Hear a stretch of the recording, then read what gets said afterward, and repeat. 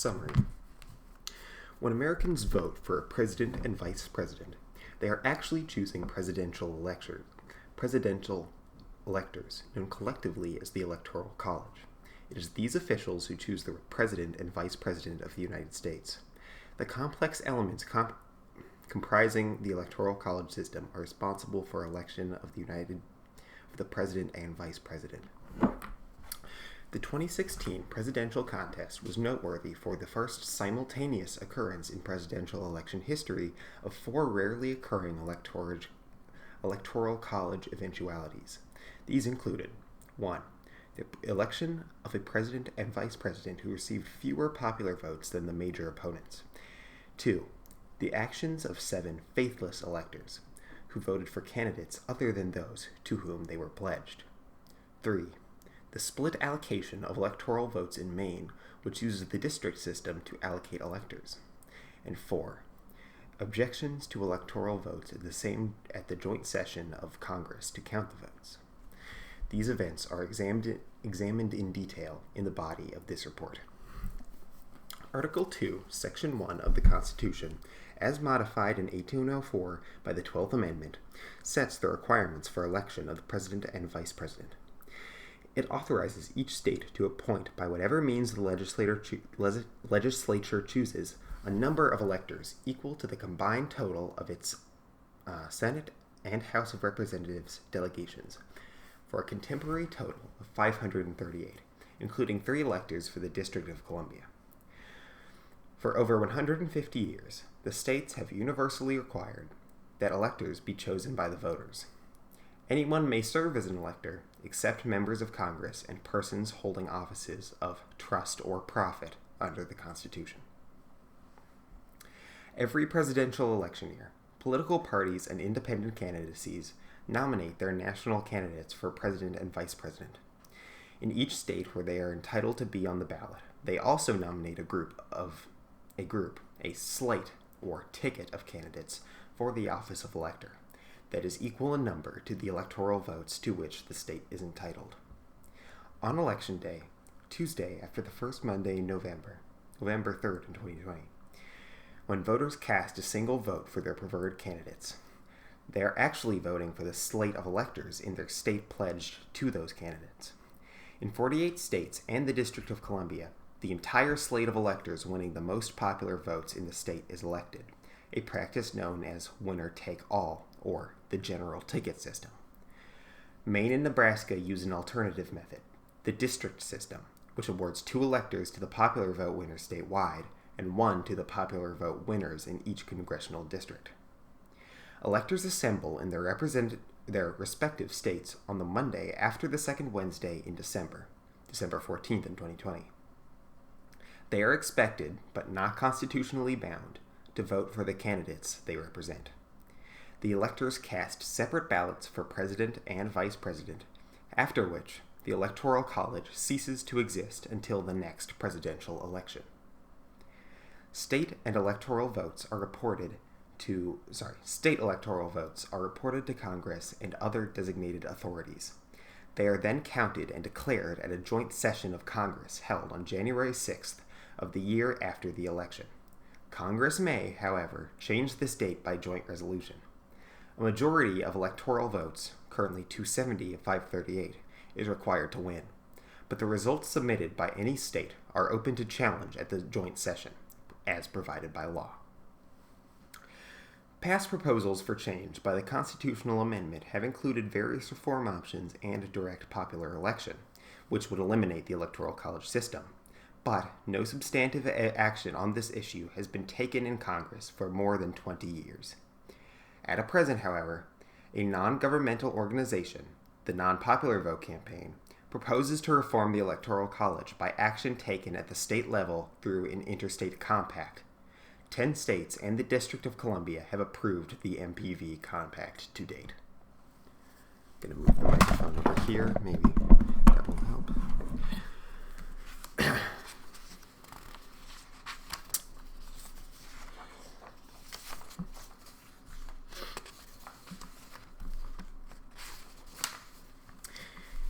Introduction. The President and Vice President of the United States are chosen indirectly by a group of persons elected by America's voters.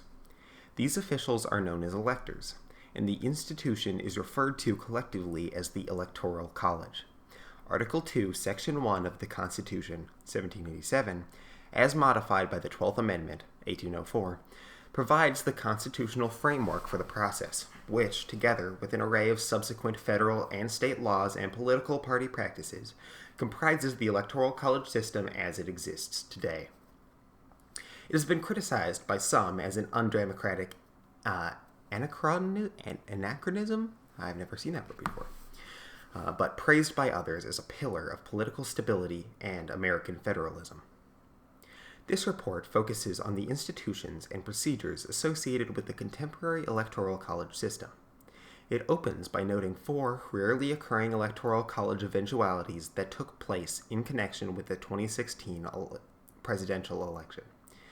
These included the election of a president and vice president who received fewer popular votes than their major opponents, the actions of 7 faithless electors who voted for candidates other than those to whom they were pledged, the split allocation of electoral votes in Maine, which uses the district system to choose its electors, and challenges to electoral votes in the joint session of Congress at which they are counted. The report also examines the constitutional origins of the Electoral College system and identifies the additional components and processes that are the product of federal and state law, party requirements, and political tradition explaining their role in presidential elections. I shouldn't have paused that long.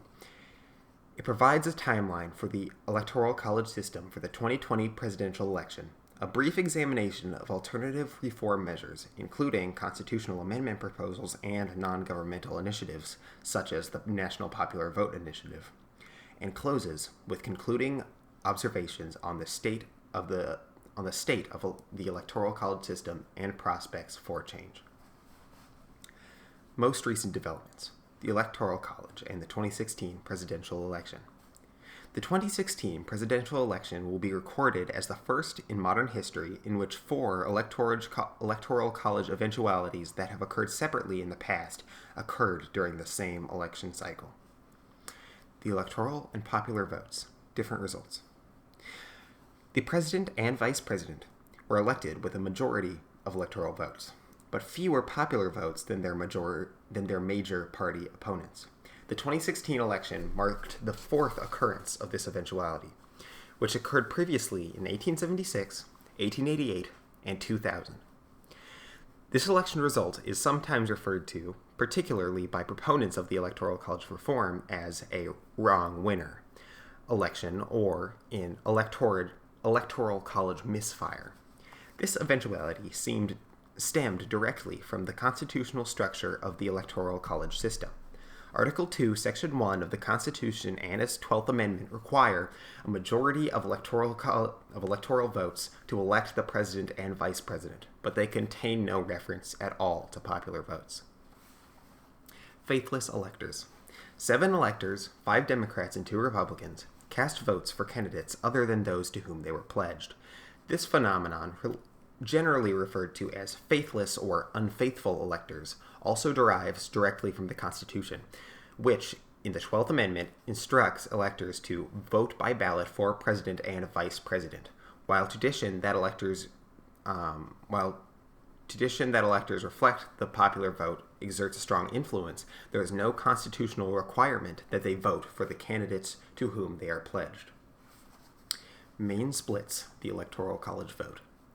For the first time since it adopted the district system to award electors, the Electoral College in Maine was split between the 2 major party tickets. Republican nominees Trump and Pence received 1 vote for the district they carried, and Democratic nominees Clinton and Kane received 3, 1 for the district they won and 2 at-large electors for winning the statewide popular vote. This eventuality also has constitutional origins, since Article 2, Section 1 authorizes the state to appoint their electors, in such manner as the legislature thereof may direct. The only other modern instance of the district system producing split electoral votes occurred in Nebraska in 2008. Unsuccessful objection in the joint electoral vote count session. Title 3, Section 15 of the U.S. Code, which includes procedures for the counting of electoral votes in Congress, provides for objections to state certificates of electoral votes at the joint session of Congress at which electoral votes are counted. Several members of the House of Representatives raised objections to electoral votes in January 6, 2017, joint session of Congress at which the votes were counted. These objections were not considered, however, because they did not meet the legal requirements, which include signatures from at least one senator and one representative. Public opinion and the Electoral College, post-2016 election developments. In addition to these eventualities, the Gallup organization measured a change in public support for the Electoral College system versus popular election immediately following the 2016 presidential election. Public opinion has consistently and historically favored direct popular election over retention of the Electoral College, with support for direct popular election never previously falling below 58%, as measured by Gallup since 1967. In January 2013, for instance, the Gallup poll reported that 63% of respondents favored a constitutional amendment providing for direct popular election, while 29% favored retention of the Electoral College. Following the 2016 election, however, the Gallup poll reported a rise in support levels for the Electoral College. According to poll results published on December 2, 2016, 49% of respondents favored an amendment providing for direct popular election, while 47% favored retention of the Electoral College. According to Gallup, this change was due to the fact, in the aftermath of this year's election, this is a quote, the percentage of Republicans wanting to replace the Electoral College with the popular vote has fallen significantly. Specifically, support for the direct election by respondents who identified themselves as Republican or Republican-leaning independents fell from 54% in 2012 to 19% following the 2016 election. Conversely, levels of support for direct popular election among Democratic or Democratic-leaning respondents rose to new heights, from 69% in 2012 to 81% in 2016. Constitutional origins. The Constitutional Convention of 1787 considered several methods of electing the president, including selection by Congress, by the governors of the states, by state legislatures, I can't say that word, by a special group of members of Congress chosen by lot, and by direct popular election. None of these alternatives, however, proved satisfactory to the convention delegates. Late in the convention, the matter was referred to the Committee of 11 on Postponed Matters, which devised the Electoral College system in its original form. This plan, which met with widespread approval by the delegates, was incorporated into the final document with only minor changes. As devised by the committee, the Electoral College met several standards. It sought to reconcile and balance differing state and federal interests, give the state legislatures the authority to provide their preferred means of choosing the electors, including popular vote, selection by legislature itself, or any other method, by providing the constant two senatorial or at-large electors, afford the smaller states some additional leverage, so the election process would not be totally dominated by the more populous states. Preserve the presidency as an independent of Congress for election and re-election, and generally insulate the election process from political manipulation. In the final analysis, the Electoral College method of electing the president and vice president was perhaps the best deal the delegates felt they could get, seemingly the only one which a consensus could be formed, and one of many compromises that contributed to the convention's success. Alexander Hamilton expressed the delegates' satisfaction with the Electoral College method and perhaps reflected their relief at reaching an acceptable solution when he wrote this of the Electoral College in The Federalist.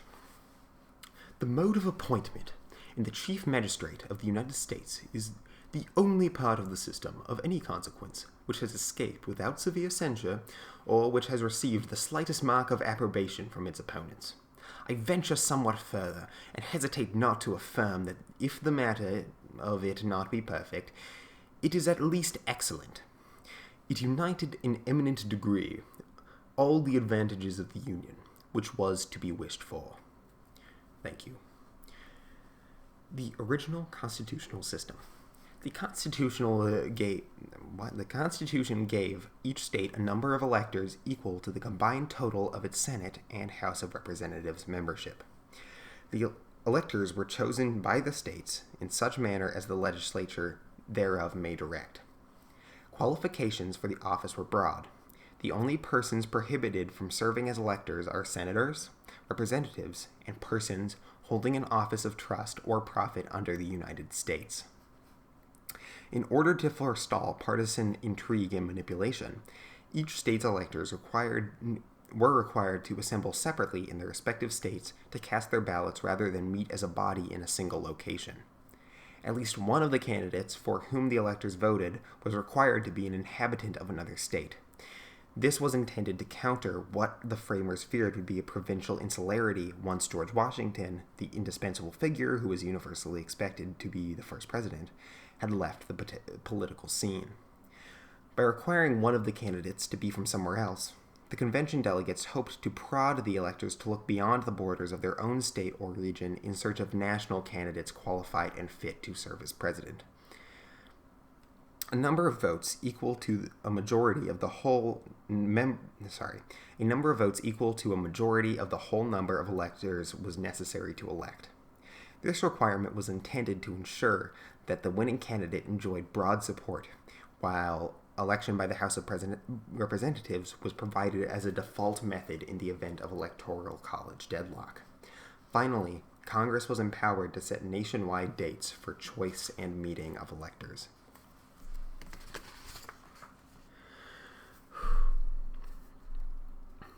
The 12th Amendment repairs flaws in the original system.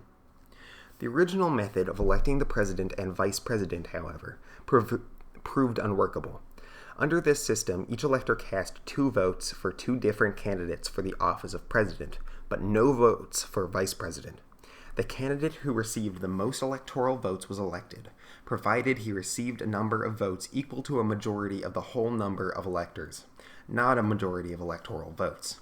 Nobody actually ran for vice president. The runner-up in the presidential contest was elected to the second office.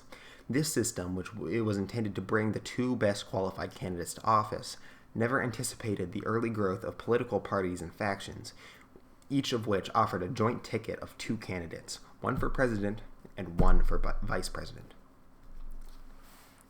By the third election in 1796, the nascent political parties of the day, Federalists and Anti-Federalists, also known as Jeffersonians or Republicans, each offered a joint ticket.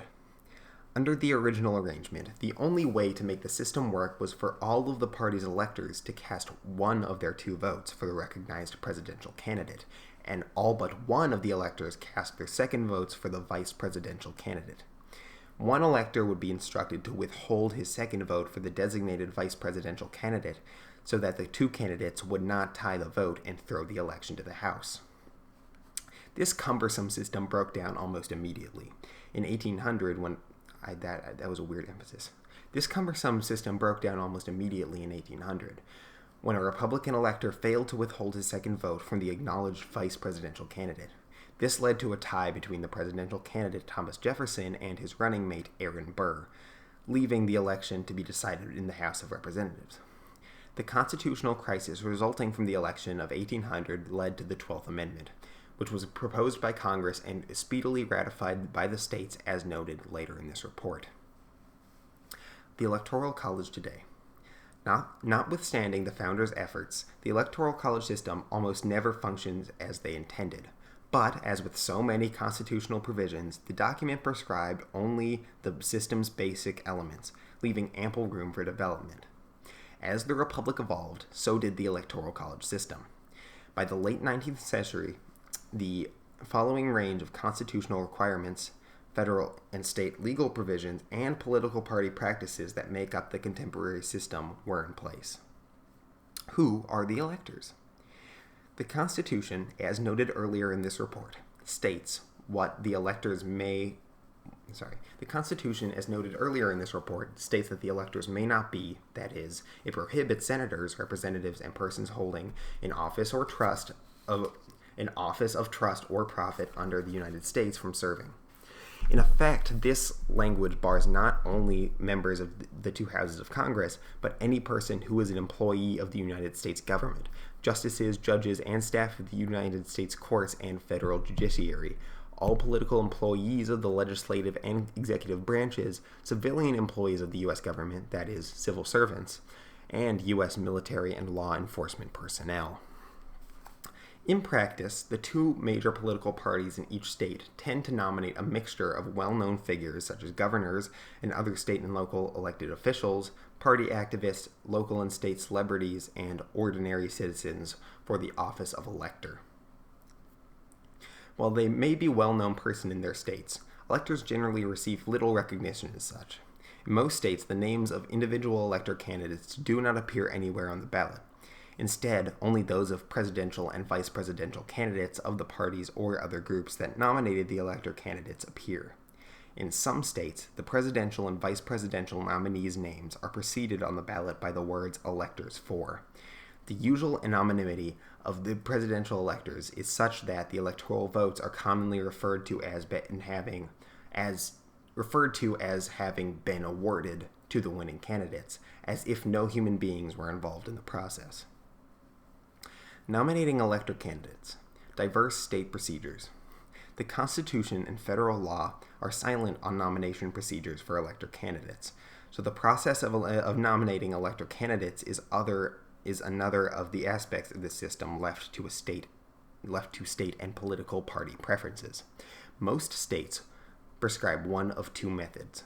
32 states and the District of Columbia provide by law that major party candidates for presidential elector be nominated by state party conventions, while 5 states provide by law for nomination by the state party's central committee. The remaining states use a variety of methods. For instance, some make no provision for nomination of elector candidates, leaving the decision to party authorities. Primary election and the party's presidential nominee.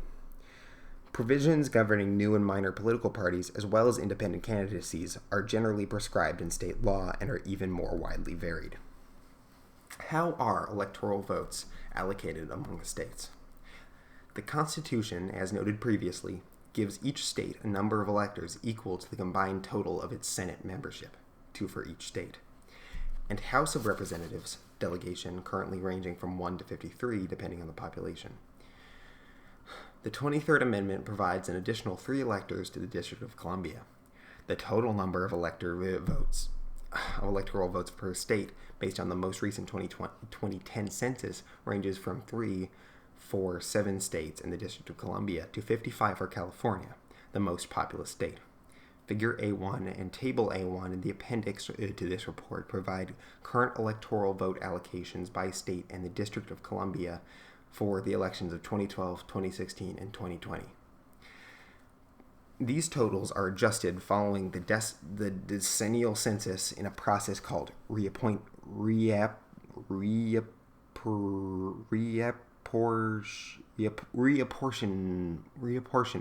That's it. Which reallocates the number of members the House of Representatives to reflect changing rates of population growth or decline among the states. Thus, a state may gain or lose electors following reapportionment, as it gains or loses representatives. But it always retains its 2 senatorial or at-large electors, and at least 1 more reflecting its House delegation. As noted previously, the current allocation among the states is in effect for the presidential elections of 2012, 2016, and 2020. Oh, that voice hurts. Electoral votes will next be reallocated following the 2020 census, an alignment that will be in effect for the 2024 and 2028 elections. I'm slowly losing my mind and my voice. I need to go get water. I'm gonna stop. It's so boring. It's actually a pretty well-written report. It's really long. I just realized that I'm on, page... I don't know, 10 or something, and there's like so many more left. Oh.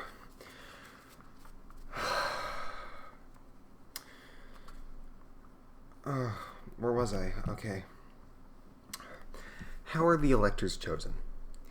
As noted previously, the Constitution specifically grants the right to decide how electors will be chosen, as opposed to being nominated to the legislatures of the several states.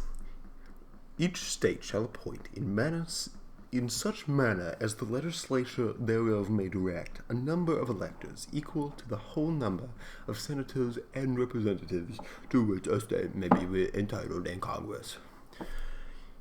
In the early days of the Republic, the legislators themselves chose presidential electors in more than half the states, which meant that the voters in those states had no direct involvement in the election. This practice changed rapidly, however, as the rise of democratic sentiment in the early 19th century led to a steady expansion of voting rights to include all white males 21 years of age and older. By 1832, choice of presidential electors had changed from legislatures to the voters in every state but one, and since 1864, the voters have chosen electors in all states, a tradition that has been a permanent feature of the Electoral college system. Today, while the citizens vote for presidential electors, the constitutional authority of the state legislatures to decide how they will be chosen, as set forth in Article 2, Section 1, continues to be in effect. This was illustrated as recently as 2000. During the presidential controversy connected with that year's presidential election in Florida, it was suggested that the state legislature might step in to appoint electors if local election authorities and state courts were unable to determine who had won its 25 electoral votes by the deadline required by federal law. This so-called safe harbor revision, what is this voice anymore? Is examined later in this report, although many commentators asserted that a return to selection of electors by the state legislature would be an unacceptable retreat from the democratic practices. No serious arguments were raised against the constitutional rights of the Florida legislature to do so. Doesn't sound like English anymore. The elector's task, ratifying the voter's choice. Presidential electors in contemporary elections are expected, and in many cases pledged, to vote for the candidates of the party that nominated them. While there is no considerable evidence that the founders intended that they would be independent, weighing the merits of competing presidential candidates, the electors have been regarded as agents of the public will since the first decade under the Constitution. They are expected to vote for the candidacies of the party that nominated them. Faithless electors provide an occasional exception to that accepted rule. Faithless electors, disregarding the voter's choice. Notwithstanding the tradition that electors are bound to vote for the candidates of the party that nominated them, individual electors have sometimes broken their commitment. voting for a different candidate or for candidates other than those to whom they were pledged. I need water, hold on.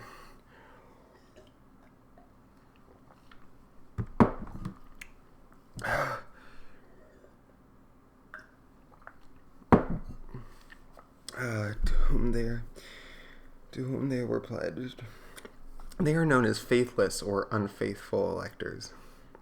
Although 24 states seek to prohibit faithless electors by a variety of methods, including pages and the threat of fines or criminal action, most constitutional scholars believe that once electors have been chosen, they remain constitutionally free agents, able to vote for any candidate who meets the requirement for president and vice president.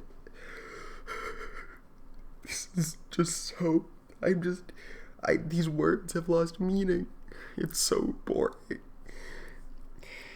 Faithless electors have been few in number prior to 2016. Since 1900, there have been 8. One in each it's actually not that boring. It's kind of interesting, but it's just, I'm losing my mind. Ugh. In one of each of the elections of 1948, 1956, 1960, 1968, 1972, 1976, 1988, and 2004, that's the year I was born, and one blank ballot cast in 2000. They have never influenced the outcome of a presidential election, however, but prior to 2016, their faithless votes, or failure to vote, were all newly recorded. Okay, we're half an hour in at this point. I think I'm gonna stop here for now. So, yeah.